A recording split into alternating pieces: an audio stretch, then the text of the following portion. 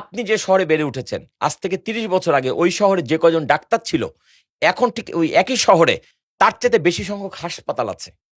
লোক সংখ্যা বেড়েছে কয় গুণ? দ্বিগুণ, 3 গুণ, 4 গুণ, 5 গুণ, 6 গুণ, 10 গুণ। ডাক্তার তো বেড়েছে 50 গুণ। তাহলে তো রেশিও অনুযায়ী রোগবালাই কমে যাওয়ার কথা, রোগ কেন বেড়ে যাচ্ছে? তার মানে আমরা ভুল পদ্ধতিতে আগাচ্ছি। এই পদ্ধতি যত আগাবে তত মানুষ ধ্বংসের দিকে এগিয়ে যাবে। আগেকার মানুষ তো ভালো থাকতো, কেননা নেচারকে তারা ইয়া করে নিয়েছিল ন্যাচারালি। এখন তো নেচার থেকে আমরা দূরে সরে গেছি। শুনে অবাক হবেন, এই যে স্বাস্থ্য খাতের এই দুর্দশা, এর সূত্রপাত কৃষিবিদদের হাতে।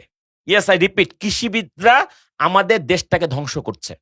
কৃষি যতদিন কৃষকের হাতে ছিল ততদিন পর্যন্ত ছিল নিরাপদ। যখনই কৃষিবিদের নামে ডিগ্রিধারীরা এখানে নাক গলালো, তখন থেকে ঝামেলা শুরু। এরা গবেষণাগারে নানা রকম জাত আবিষ্কার করে, যেগুলো একটা কীটনাশক আর সার ছাড়া উৎপাদন করা যায় না। বাংলার মাটিতে, বাংলাদেশের মাটিতে এখন বছরে 16,000 কোটি টাকার কীটনাশক ছিটানো হয়। কত? 16,000 কোটি টাকার কীটনাশক ছিটিয়ে ফসল উৎপাদন করা হয়। সেই বিষাক্ত ফসল খেয়ে আমরা অসুস্থ হচ্ছি, ওই হাসপাতালে যাচ্ছি, ডাক্তারের কাছে যাচ্ছি, ডাক্তার আবার ঔষধ নামক ড্রাগস লিখছে, যেই ড্রাগসের বাজার মূল্য 32,000 কোটি টাকা। হিসাব মিলছে? 16,000 কোটি টাকার বিষ খাইয়া 32,000 কোটি টাকা রুগী হচ্ছে। এটা আবার সরকারের কাছে দেওয়া হিসাব।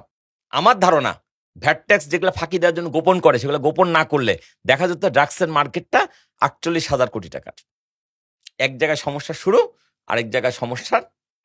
আচ্ছা, আমরা যদি সমাধান নিয়ে কথা বলি, সমাধান একটাই, ফিরতে হবে প্রকৃতির কাছে।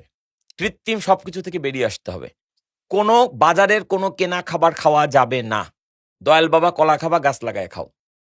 আমরা ভুল করছি, ভুল করছি, ভুল করছি। আমরা শিক্ষিত হওয়ার নামে, সভ্য হওয়ার নামে অসভ্য হচ্ছে, বর্বর হচ্ছে। পরিষ্কার কথা। ফিরতে হবে মাটির কাছে, মাটির সাথে সংস্পর্শ থাকতে হবে, মাটিতে হাঁটতে হবে। সভ্যতার সবচেয়ে ভয়ঙ্কর আবিষ্কার হচ্ছে জুতা। মানুষ যখন থেকে জুতা পরতে শিখেছে তখন থেকে তার মাটির সাথে কানেকশন চলে গেছে। এই কারণে মানুষের শরীরে এত রোগ বালাই।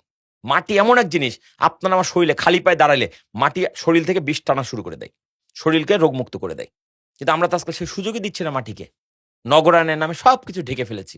নো, মানুষ কিসের তৈরি? মাটির তৈরি। মৃত্যুর পর কোথায় যাবে? মাটিতে। আচ্ছা, যখন বেঁচে থাকে তখন কি খাই? মাটির তৈরি খাবারই খাই। আমি যে ভাত খাই, ডাল খাই, শাক খাই, সবজিগুলো কোথায় তৈরি হয়? মাটিতে তৈরি হয়। আপনি মুরগির আন্ডা খান, ডিম খান, এই ডিমটা কোথায় তৈরি হয়? মুরগির পেটে। মুরগি কি খায়? মাটির খাবার খায়। তাহলে মাটির তৈরি মানুষ মাটিজাত খাবার খেয়ে বাঁচে, মৃত্যুর পর মাটিতে মিশে যাবে।